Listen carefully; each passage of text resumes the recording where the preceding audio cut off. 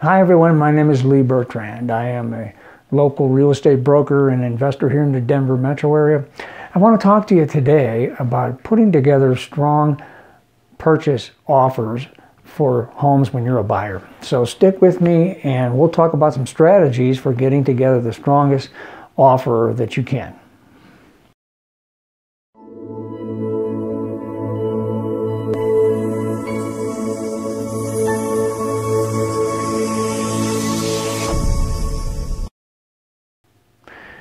The first thing you have to find out through your brokers are what are the seller's priorities. I mean, it may not just be the price, it may be the timing of the transaction.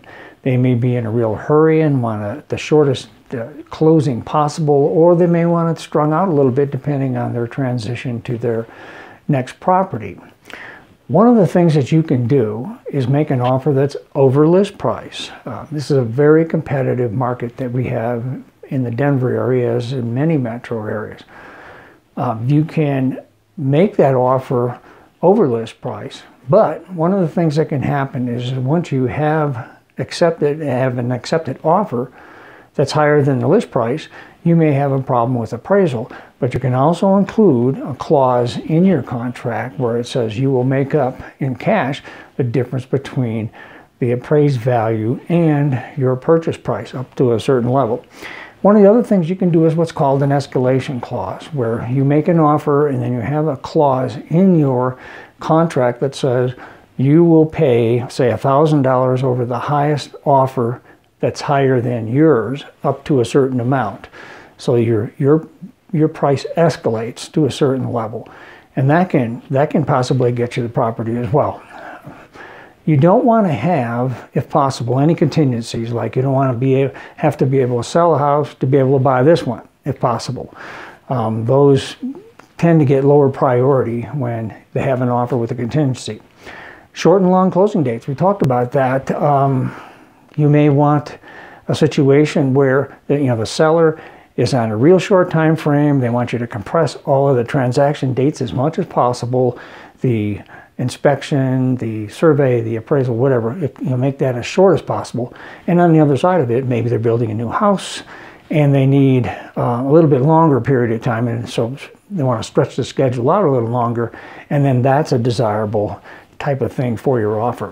One of the other things you can do is what's called a post-closing occupancy agreement. In that situation, you are actually closing on the property, but you have an agreement with the seller that they can continue to occupy the house, and you're essentially renting it to them for, say, 3 months. Maybe they're building a new house, they need an extra few months till it's done, whatever the situation is. But you've actually taken title to the house, and it's a lease-back type situation. You can also, as a strategy, waive some of the key things that need to happen. But you got to be very careful here, particularly if you're waiving inspection. You have to, unless you are an experienced investor that can look at a house and can tell what's wrong with it and how much it's going to cost and all that, you don't want to waive inspection. That can be something that can be hurtful after a transaction closes. Waiving the survey. You don't necessarily need a survey in most cases if it's a metropolitan area, but as you get out into more rural areas, it may be required because you may have some funny lot line issues. Waiving appraisal. The only time you would want to do that is if you were a cash buyer.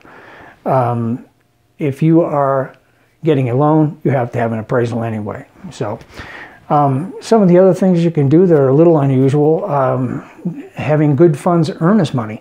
Instead of having just a copy of a check that goes with your offer, you actually have good funds, a cashier's check or whatever for the earnest money. It shows you a little more serious. And that can really get interesting if you say your earnest money is non-refundable. Now that's pretty risky. That says you're going to buy this house no matter what, or you're going to lose your earnest money. So be careful with that one. Writing love letters. This has become very popular, where the buyer puts together a letter, talks about their family, why they really want the house, and so forth.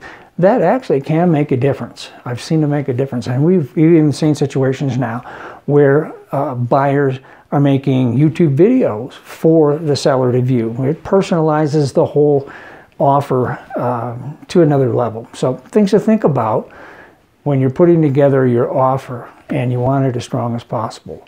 So we'll see you on the next video for real estate, real advice.